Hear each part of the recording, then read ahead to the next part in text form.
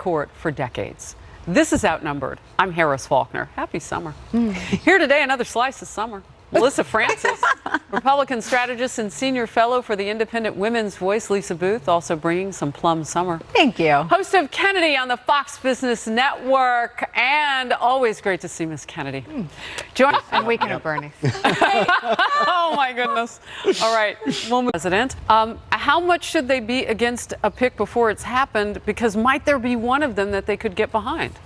And I know that pro-abortion groups are trying to put pressure on it, and also, what's interesting to me here, this dynamic that you have Dick Durbin saying it's much more important for Democrats in close races in red states where Trump won, vote with this Democratic caucus and, you know, really throw yourselves on the altar of sacrifice. So he's telling Joe Manchin, Joe Donnelly, Heidi Heitkamp that it doesn't matter, John Tester, if you're in close races, it doesn't matter if you have a political future. That's how important it is. Hilarious. What's interesting to me, though, is that after the death of Justice Scalia. I think you could rank them in order.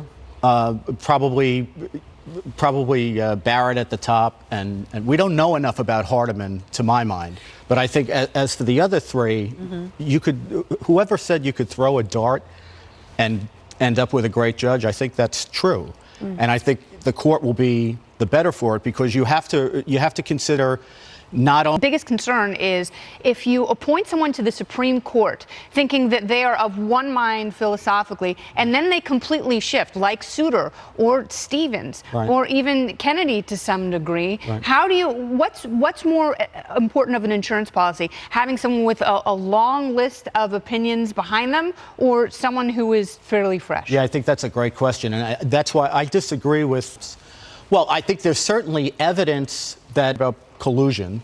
No, that's also loaded. But it's really interesting because as public opinion works against Robert Mueller, you wonder what happens if he doesn't have anything. I mean, what happens? Because if you remember with the Hillary email server investigation, we kept hearing these big leaks, and it felt like we were building toward a crescendo until the moment that James Comey said that he was not. He was You mean not have something on the suggesting president charges. or Manafort or these others? Because And in fact, Lindsey Graham said that it wasn't just Kim Jong-un stroking his own chin, but rather Big Brother poking. Watch.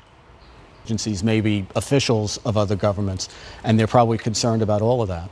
I want to know what the insurance policy was Andy's office Andrew McCabe, and also why was Peter Strzok so quick to insert himself and really start essentially the Russia investigation straight off the heels of the Hillary email server investigation, when Michael Horowitz said that is not protocol, that is not how things are done, that's not how investigations work. You don't go from one to the next, and I want to know why he violated that protocol. It's also kind of hilarious that they're trying.